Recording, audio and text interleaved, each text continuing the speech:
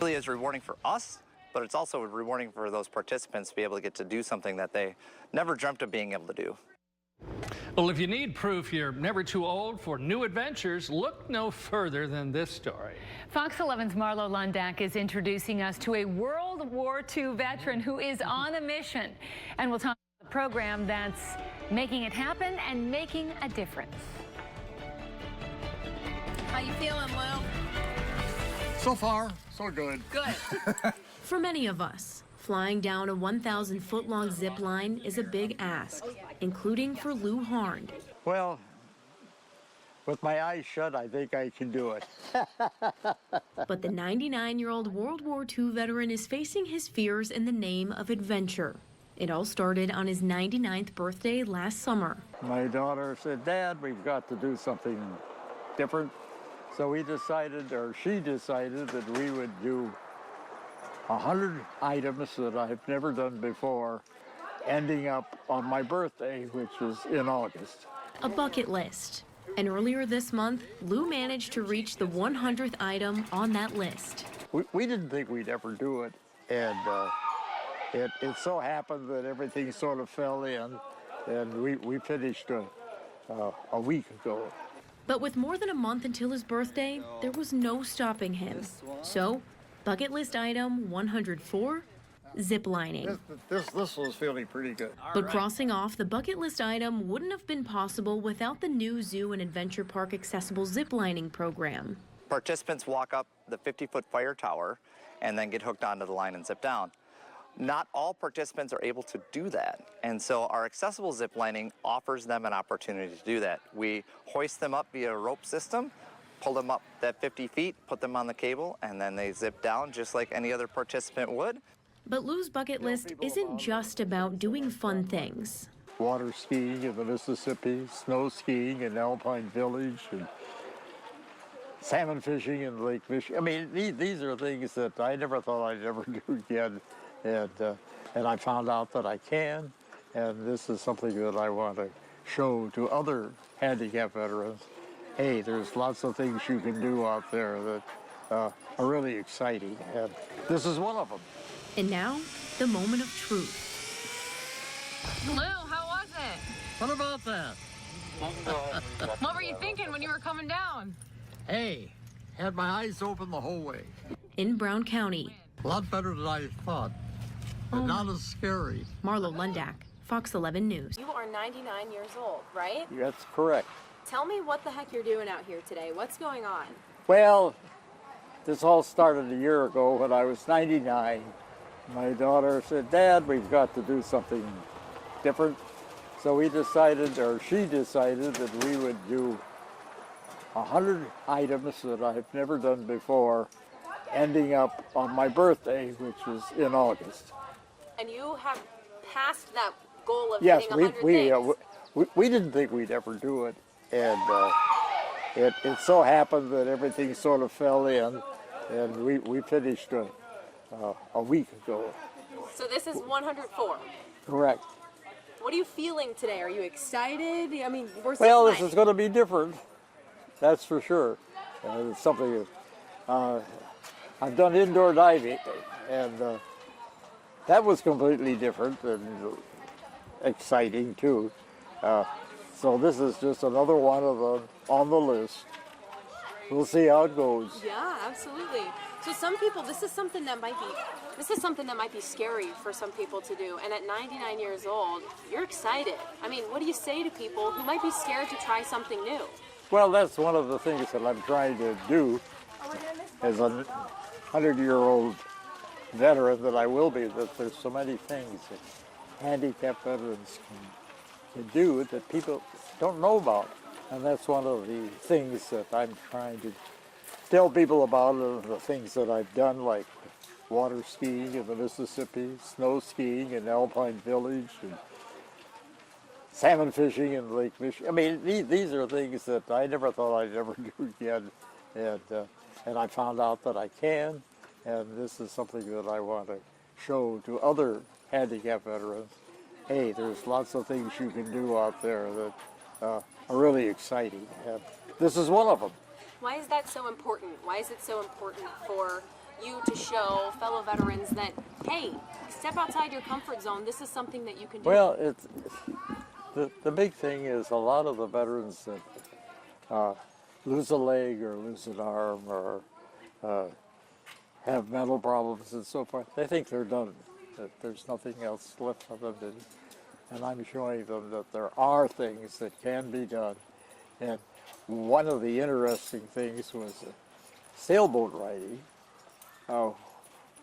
where all you do is push buttons. There's no rudder, and that was really fun, and that was in Sheboygan, and we had a great time on that. It sounds like you've done some really amazing things. Is there anything on your list so far that you've done that's been your absolute favorite? Well, there's several. One was glass blowing, and the other one was the salt room. Salt room? What the heck is that? Well, that's right. See, a lot of people don't know about that. Well, it's a room that has four chairs like this, sofas that can be stretched out. They're heated. The room is enclosed. There's soft music, and you're breathing a sand atmosphere. You don't even know you're breathing it because you really can't tell unless you put your tongue up on your upper lip and you can taste the salt. 45 minutes, and it's really delightful. I mean, you just sit there, you can read, you can sleep, and the thing that I enjoyed or surprised me was after we left and we're driving back, this was in Columbus, driving back to Madison, all of a sudden, for a few minutes, you sort of felt euphoric. I mean, we're going back again. I want to come with you. Can Absolutely, I come next time? Absolutely. Where are you from? Are you from I'm Madison? from Madison. Okay, so you guys drove up today just to do the zip lining. Pardon? You guys drove up today just to do the zip lining. Yeah, I was up here yesterday at the EAA. Oh yeah, you got a sneak EAA in there. Yeah, How awesome was that? We had a great time. Yeah. Oh my goodness, that is so Now, cool. I've been up in a B-124. I've been up twice. My third time will be on the 31st of July in a Sternman, which is a biplane, open cockpit, and that's fun. I mean, that's really great. And so I was going to hopefully get into a P-51, but I have severe arthritis in my right hip. When you get to be my age, you don't operate, and I just couldn't get into the airplane outside of that. But they had 7 51s up there lined up, and I was to be the 5th one to take off, which we had to cancel. 4 of them did, and you're up for an hour. That's quite a while. Wow, really cool to see that stuff up close, though. Yeah. You know, even though you weren't able to fly, what a great opportunity. Can you tell me a little bit about your service? Well, I started off. I was 4F because of my very nearsighted. And I was rejected. Broke my heart. I was graduated from high school in '42, and I had 1 semester of UW-Madison, and I got a chance to volunteer and drive an ambulance, and was attached to the British 8th Army, and so I was with them for almost 2 years. Most of the time we started off in North Africa, spent Christmas Day in Augusta, Sicily, which is a big harbor, landed in Toronto, Italy, and then chased the Germans all the way up to Cassino, where we were stopped, and we had 4 major battles there before we finally broke what was called the Gustave Line, and blew up the Abbey and so forth. And I got as far as Bologna, had to come back. Got my MD.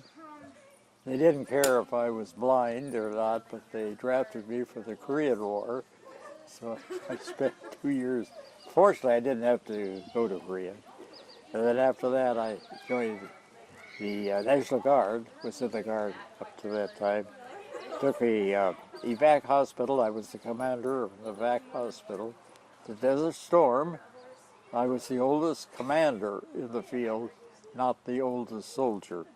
and that was just a 100-hour war, and everything worked out fine. And came back home, retired in 1992. I'm an old man. What an amazing career. Again, thank you so much for your service. It's so wonderful to meet you. I'm so glad that we came out here and got to chat with you and catch up and hear about this awesome bucket list journey.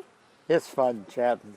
I just had the opportunity to chat with a young gal, graduated from college a year ago. She had a job with NPR, and she interviewed me in Madison. It was just fun chatting with her. But she's quitting her job there. She's going to New York. What's she going to do in New York? Washington, D.C. There you go. Washington, wow. That is so fun. That's Well, it. one more time, tell me about what you're feeling before you get on the zip line. What are your emotions like right now? Well, with my eyes shut, I think I can do it. No, I think I can do it. This is going to be really, really fun.